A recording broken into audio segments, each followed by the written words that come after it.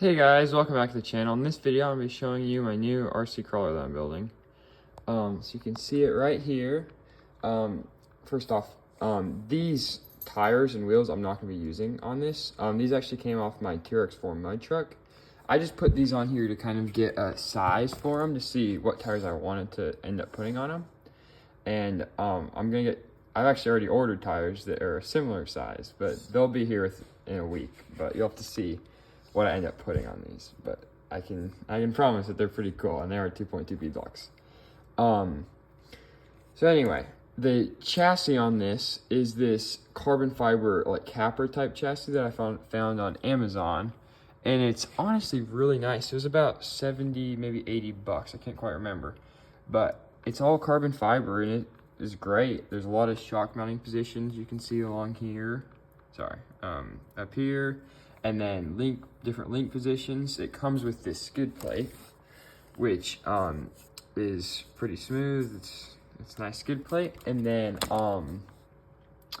it also has quite the angled skid to it, which is a good perk. It has this battery tray up here too, which is a little high up. I'm probably going to try and mount a battery up in the front here, but we'll have to see how that goes. So that's the chassis. The links are by the same brand that made this chassis. These are 330 millimeter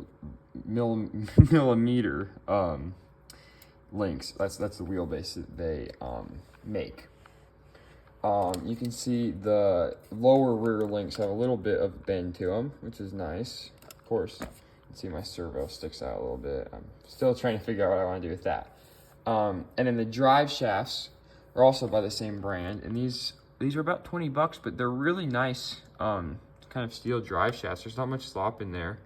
They seem really good. I'll have to see how they hold up, but they look great, and the fitment's pretty good.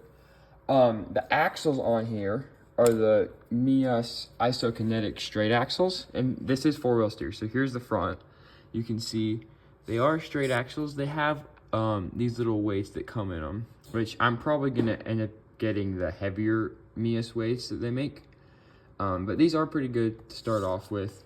Comes with all the links and everything, and then you have the option to put behind the axle servo mount. So the servo on here, and then the horn comes with the axles. The servo on here is the RS700 by NSDRC. It's a low profile servo. That's 4S, and you can see it fits in here actually really good. You can see it doesn't really, there's not really any clearance problems. It kind of fits behind the axle real snug. And then, yeah, you can see it's kind of a flush design, so that fits great in there. I've already tested this thing out. It's got crazy power on 4S. It's direct power. So yeah, those are the axles. They have the double joints in there to get crazy steering angle. So you can see the steering angle on that, and then also same in the back. So the axles in the back, the same. They're the Meus axles. They're 120 bucks for both of them. With all the steering linkage, the horns. So I think it's a great deal. These also have the weights back here, the isokinetics, all of that stuff. They don't have overdrive. I'm probably going to get, obviously, the overdrive for the front and underdrive for the rear. But they don't come with that stock, which is all right. So I'll probably end up getting that later. And then the servo I have on the rear here is this AGF 32 kg servo. I got this a while ago for my Rustler. It's kind of a budget servo. It's pretty good. I mean, it's not bad. Like all my AGF servos, they've held up really well. They're waterproof, all that stuff. But it's not super powerful, which is why I took it out of my Rustler. But my Rustler is also running a 6-volt BEC, that's just the stock, Traxxas. Whereas this, with the motor I have, which is the Fusion Elite, I'll show you more of that in a sec. But it has an 8.4-volt BEC, so I figured with that I might wake the servo up a little bit. And from the testing I've done, it seems a lot better now. Now we'll see if it really has the power for this, but I figure it's rear steer. It doesn't need to be crazy powerful. So we'll see how that works. It's not the fastest in the world, but like I said, for rear steer, it doesn't really matter, especially since I'm running independent rear steer on a knob setup on the Flysky GT5 right here. So yeah, that's pretty much what's on the car right now. Oh yeah, and then the shocks. I was planning on getting different shocks, either Deluxe Fab shocks, or I know Endura made some new shocks. They're different lengths. I was thinking about trying those out. I put these Trx4 Shocks on just kind of test it out to see how it works. You know, kind of like the tires to see the fitment and everything, like to determine what size I should get for the shocks. I think these are about 92 millimeters. But they are honestly a really good length. Like, I like the length on them. I got good clearance and a lot of articulation. And obviously they're not so long that it's super top heavy. And I put new oil in them and put some shock grease in them, and they're pretty smooth right now, actually. So I'm pretty happy with them. And then these springs are the stock springs for the UTV 18 shocks. They're really soft springs, which is good for this application. So that's everything on the truck. I also have this Fusion Elite, which I just got. I'm really excited to use this. Like I said, it's 4S. It's a lot smaller than the normal Fusions. I don't have one out to show you right now, but it is quite a bit shorter. And it's only about 200 grams, which is a lot better. So I'm gonna put this motor right in here, forward facing.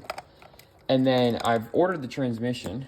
It's just a straight axle transmission. It's kind of a similar design to the Deluxe straight axle transmissions, but it's a lot cheaper. It's like 45 bucks, but it should work great in there. It's super lightweight, about 40 grams. That will also be here soon. So that's gonna be awesome. And then, like I said, Flysky GT5.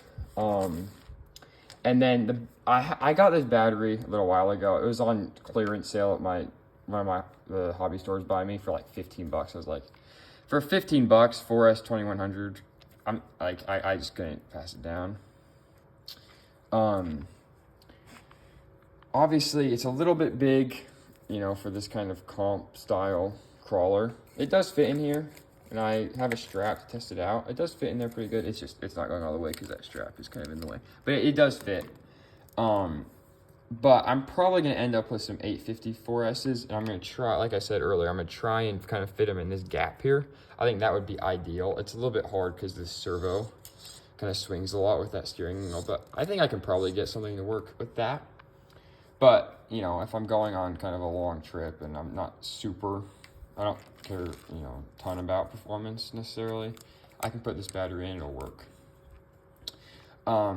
So like I said, I've got new tires coming for this. These are going to go back on my Trx4 mud truck.